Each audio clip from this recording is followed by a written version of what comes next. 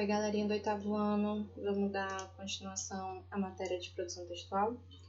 Em foco, a gente vai dar continuação aos estudos sobre a narrativa, em quesito aqui em primeira pessoa, tá?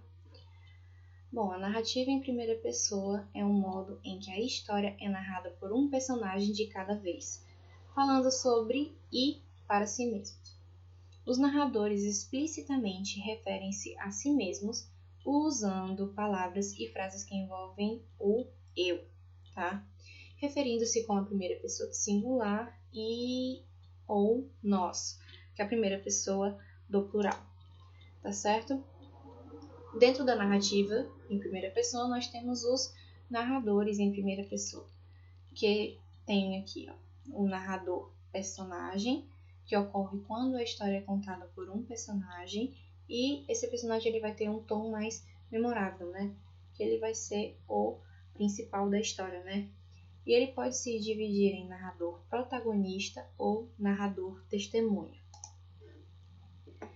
Em que o narrador protagonista, este em específico, né, será o personagem principal, ou seja, vai ser o protagonista da ação. Ele se localiza num ponto fixo da história e os acontecimentos vão girar em torno dele, né? Então ali o leitor que vai estar participando da história, ele vai ver apenas a visão deste tipo de narrador, tá certo? Porque afinal a história está sendo contada por esse personagem centralizado, tá?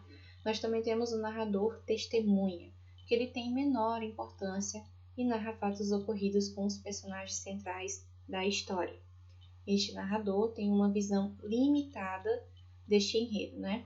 Pois ele narra o que ouviu falar dos personagens, né? Ou seja, o que ele está testemunhando, né? Agora os elementos da narrativa. Nós temos os personagens, né? Protagonista, antagonista e coadjuvante. Nós temos o tempo da história, que vai ser ou psicológico ou cronológico. Nós temos o lugar, que é o espaço onde se desenrola a história, o enredo, que é a exposição, complicação, clímax e desfecho, né? E o foco narrativo, que pode ser em primeira ou terceira pessoa, tá certo? Esse foco narrativo sempre vai ser em primeira ou terceira pessoa, tá? Na narrativa.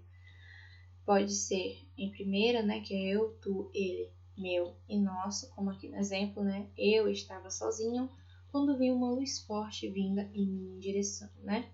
Esse eu e vi, né? Está se referindo à primeira pessoa. E também temos a terceira pessoa, que é identificado com o seu, suas, seus e suas, como aqui no exemplo. Ele, né? Estava sozinho quando veio uma forte luz em sua direção, aqui, né? Ó, terceira pessoa. Ok? Agora sobre os personagens dentro da narrativa, né, de primeira pessoa. Eles dão vida, né, à narrativa. Por isso, talvez, né, seja um dos elementos mais importantes. E esses personagens se dividem em protagonista, né, que ele é o principal e o mais chamativo na história. Temos o antagonista, né, que é o famoso vilão da história que vai sempre estar atacando o protagonista, né? E temos o coadjuvante, que são aqueles personagens que são secundários, que eles vão contribuir para o desenrolar aí da história com os personagens e antagonistas, né? Caso tenha antagonistas, né? Nós também temos o tempo, né? Dentro da narrativa, que é importante demais, né? Em que é dividido em cronológico, que é desenvolvido em ordem linear, tendo começo, meio e fim, né? A história vai estar bem centralizada e bem dividida. E também podemos ter um tempo psicológico, né? No qual ele não vai possuir linearidade. Ele pode misturar passado, presente e futuro. É uma leitura bem mais cabeça, né?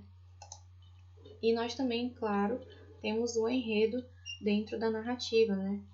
O enredo é o quê? A história propriamente dita.